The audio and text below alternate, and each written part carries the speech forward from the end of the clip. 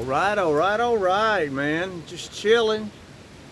Wanted to talk about a little subject today, maybe some of you haven't thought of. Can you survive without the internet? What happens if you have no internet at all? 1 week, 1 month, 3 months? What if you're abroad? What if you're a digital nomad? Can you live without it? What is your backup plan? If you're doing stocks online, if you're doing YouTube online, or however you bump into so many expats here who talk about working online. I can work anywhere in the world. Well, what would you do? For instance, in the US, they just had a software update that knocked out uh, thousands and thousands of cell phones in the U.S. And my prediction is I knew this would already start happening. As of today, this was a few days ago with the cell phones, but as of today in Pagosa Springs, Colorado, they don't have internet at all in the whole town, and also no landline. All right, well, this is what the news media said the other day when the cell phones went out. It's kind of comical. I figured it would go this route. Never fall in your favor. Always remember that. Okay, so the news media said, well, in case your cell phone is out, you can use your landline. Well, every company out there has been promoting for the past 10, 15 years to you no longer need your landline because you have your cell phone. So what we did in the U.S. is we actually had the old button type phone. We made sure we had a landline that we could use there in the house in case the cell phone went out, because we had a scare in Colorado back in 2021 where all the cell phones went down, and also all the internet went down. And this is different internets. You know, was from CenturyLink to Starlink to several different ones. So my question to you, and hopefully this is something that you will think about, is if you're in the Philippines or you're abroad or something, do you have a backup plan for if the internet goes out while you're abroad? Do you have a backup plan in case your entire business, stocks, bonds, all your money is tied up online and the internet goes down? I'm sure I'll get comments to say that'll never happen, la-di-da-di-da, but it's so fragile in my opinion. You know, all it would take was electromagnetic pulse, a solar storm, you know, to totally wipe out a lot of these satellites. And of course, there's so many other countries now that are putting up satellites. Before it over with, it'll probably be a Star Wars, and this satellite would go out, that satellite would go out. So anyway, for instance, my wife, she goes back to the U.S. from time to time, and I told her, I said, well, if I can't reach you online, if I can't reach you with cell phone, do we have a backup plan? You know, where you should go, where you should stay. I think always have some cash on hand or access to it.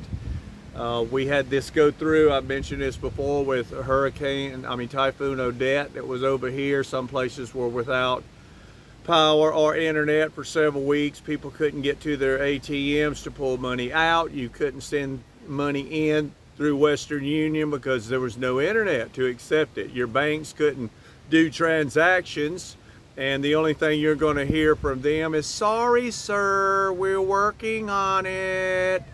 So this is kind of a serious video today. I'll give you an example. Okay, we've been up here, and this is one reason we haven't really been doing videos, is we have trying to get internet up here where our property is at, and went through several different companies. Globe doesn't have lines down here. PLDT told us that their service sucks so bad that you don't want it. And that was from one of the installers, so I'll take that on good faith. The other one is Phil Products. Phil Products down here, it comes out of Zambagita, which is really good instead of coming out of Dum and Getty. We had the one in Dum and Getty before and it teetotally sucked. So anyway, we just got our Starlink. Starlink now is running a special in the Philippines. 18,500 pesos. I don't know the actual math, but that's somewhere around $350. You know, if you want to get down to pennies and change, you know, do the math. I'm retired, I don't give a shit. But anyway, just let you know that's kind of where that is right now. So it may be worth, if you're coming here or something, go ahead and establish that. The way we did it, and we made a mistake twice. I'm the first to say I'm not perfect and I learn by mistakes and all, is you got to go to Starlink Philippines. You put in your application, you put in your name, you have to have a Philippine address to attach it to and a Philippine bank account to attach it to. When you process your payment, you will get something from your bank, and I believe it's called an OTP code. And it says don't share this code with anybody. It'll come in on your message, so you have it. Well, we didn't do anything with that. We thought, okay, that's just like a receipt from the bank or whatever saying that they had taken the money. Well, we kept checking the money and in my bank and nothing was taken out. So we reapplied again, doing the same thing. Didn't work. So actually, Judea Carmack, Justin Carmack's wife at Critter Hunter, she actually helped us do it. So this is the procedure. Everything is the same. You have to have a bank account here. You can put it in your wife's name or your name, either one, does not matter.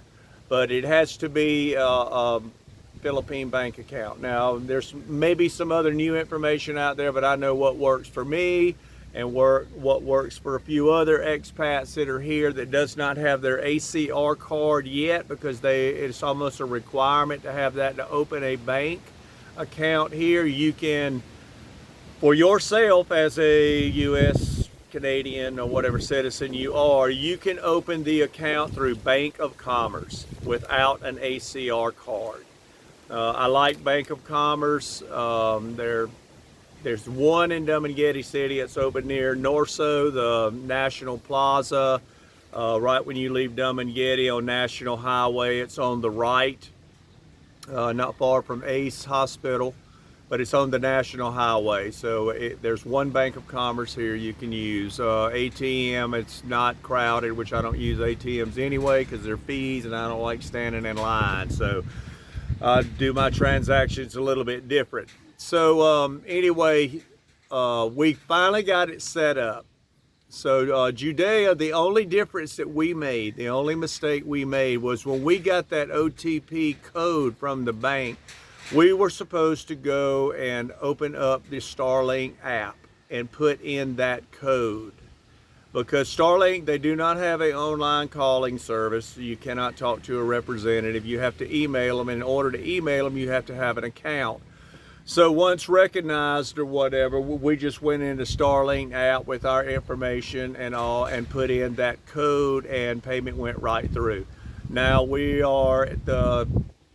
checking the tracking now, so it's averaging around 7 to 10 days. It'll be here. I suspect mine will be here today. So I'm going to have it as a backup. Phil Products, they do have the cable TV on there. I do like that. As far as the internet's quick too. So, but I wanted to have, like I say, access to both internets, you know, while I had the chance to get things going, because my son and my daughter do online video editing and management and all, helping out Critter Republic because they're trying to do a National Geographic special and they're traveling and filming everything they can. So anyway, when that comes in, we may just do away with Phil Products altogether, because then the place is hardwired in case we ever have a problem with Starlink. We can just call Phil Products and say, hey, reconnect us. So that's an option there. So anyway, back to my whole facade about living without the internet. We've been up here 4 weeks, and we had no internet. We couldn't call. We couldn't receive text messages except in a certain part of the yard. You know what I'm talking about, when you got to stand on top of the wall, on top of a chair, on top of a plate, you know, to get a signal. So my wife actually found a perfect location in the yard so we could at least receive texts from our kids in case there was any problem. But this was the interesting point, is whenever my kids, the day before we got the internet hooked up, and they were like digital junkies, you know, Elvis working and all, of course he wasn't, but you know, Princess plays on her phone and scroll. My wife scroll. I told her, I was joking with her yesterday, and I was like, oh, you got your old boyfriend back, Mr. Samsung, you know. So I guess my time is cut way down to wait, let me check TikTok, I'll be with you in a minute. So anyway, the kids told me, they said, Daddy, they said, you know, it's kind of been nice not having the internet, because you don't constantly worry about what's on there. So we got a fire pit, we built fires, we swam by the pool, we sat around and pulled furniture outside and stuff, and actually talked, had quality time together, which is very, very rare anymore with this internet. So I'm just basically saying, have a backup plan, you know, if you are a digital type person, and consider this here. What if you know, they used to call it date night, I guess, but it could be family night or whatever. Turn off your damn phones and internet for 1 day a week. Say Sunday. You know, if somebody says, oh, I've absolutely got to check my email, say, well, fine. You get 15 minutes at 8 o'clock, you get 15 minutes at lunch, and you get 15 minutes at night. You know, and that's it. I mean, now I see people on TikTok, it's just scroll, looking for instant gratification, look for a moment of laughter, you know, look for this. I mean, get out and look in the jungle, man. Get out and ride around. Ain't that what we came to the Philippines for? It was for the beauty of the jungles and the beaches and the exploring, and not surfing all the time. You know, you could be, hell man, you could be spending that damn time kissing your girlfriend or wife, you know, instead of scroll, you know. When me and my wife met in 2004, hell, we ain't have no damn smartphone back then. It was just us. I mean, we'd lay in bed, shit, half a day, just talking, and, you know, about life, and what are we gonna do today, and where should we go ride? Let's take the motorcycle, it's cool this morning, you know, and just go, you know. So I'm concerned, you know, because I hear there's other vloggers here that are just pushing this stock market thing, you know, on people and stuff like that, which I ain't never had no damn faith in myself, because to me it's like standing at a Las Vegas gambling table. You know, I'm a realist. I make money with my hands and my mind. I don't do it with computers and bullshit like that, you know.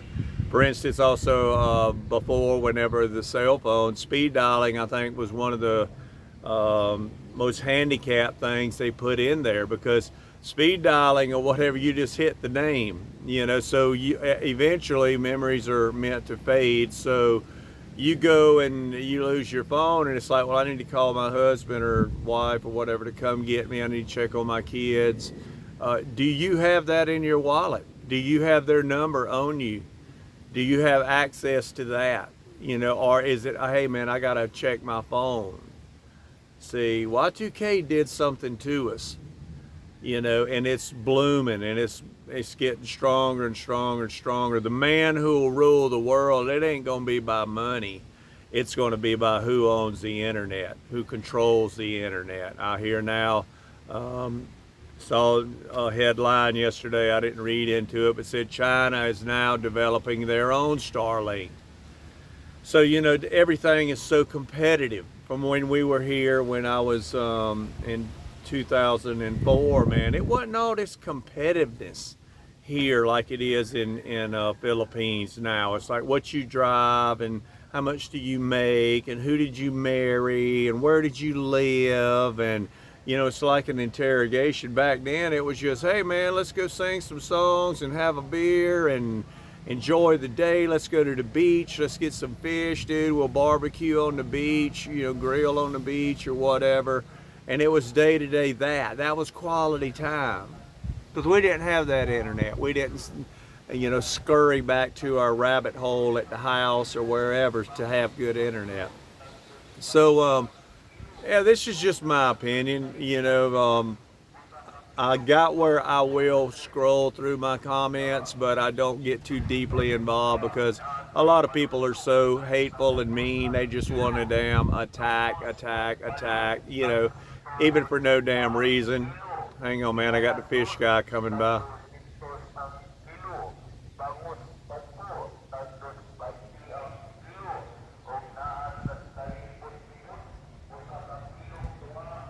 Two-day-old fish, man. Don't nobody want that shit. So anyway, yeah, I've got to the point I want to get back to the crossroads. The only time I ever really check my stuff is I may be scrolling through somewhere, and you know, my great subscribers, I'll comment, you know, because I get so many comments on things or whatever. But I mean, I'm getting to where I'm just shying away from, you know, the crowds and shit, because I'm Southern. I believe in, you know, straight talk, and you know, we can calmly talk about things. But you know, if you can't do that, like my mama used to say, if you can't say nothing nice, don't say nothing at all. You know, I remember when I was growing up, we had 3 channels on TV or whatever, and you didn't get to email Dan Rather or whoever the hell was on there and say, you suck, you know, and because, you know, man, it's like we're just intentionally trying to hurt each other. And I don't like that. I don't get involved in that shit. So it's childish. It's, you know, anyway, that's why I've kind of backed out of the Dumb and Getty circle of drama. I don't want any part of it. I don't want to comment on it. I don't want to talk about it. It's not, I mean, when I came here, I wanted to hang out with Filipinos, see, and I did. You know, I hung out with the police in Dipolog City. I hung out with, you know, the band, which was all Filipino players. It was a full band or whatever. You know, we'd hang out during the day, going to get barbecue or cruising around, or, you know, going to the beach or whatever. And that was so much fun to be around Filipinos or whatever. But man, I can't stand a bunch of damn grumpy ass damn foreigners. Shit, man, I can get that shit in the U.S. You know, to hell with that. So anyway, just wanted to touch base with you guys out there, you know, and let you know I am still out and about. We'll be doing, I've been taking, I've had some back pain here, twisted my back a little bit. It's been like 3 or 4 weeks. So I started doing acupuncture. Found a real good acupuncturist here in Dumb and Getty. So if you're interested, they do everything. They do the detoxification of your body. They do stress. They do pain. Been here for years. So right now it seems to be helping. I had went to several other chiropractor, you know, which is a 50-50 shot to me. He's going to break you and make you. Went to Ellen in Darwin. I think she helped me a little bit, but I think this needs a little bit more realignment of energy or whatever, you know, cosmos, hell, I don't know. So anyway, but it seems to be working for me. So anyway, guys, I'm sitting here at my place here in the morning. The breeze has been blowing all night long. It is just so nice. My mornings are my favorite time. My moments are my moments of clarity, you know, when I think and figure things out and stuff like that. So everybody take time to see if you can find that moment to where you're not on the internet scrolling, because one day it's going to disappear. Hasta la vista, baby.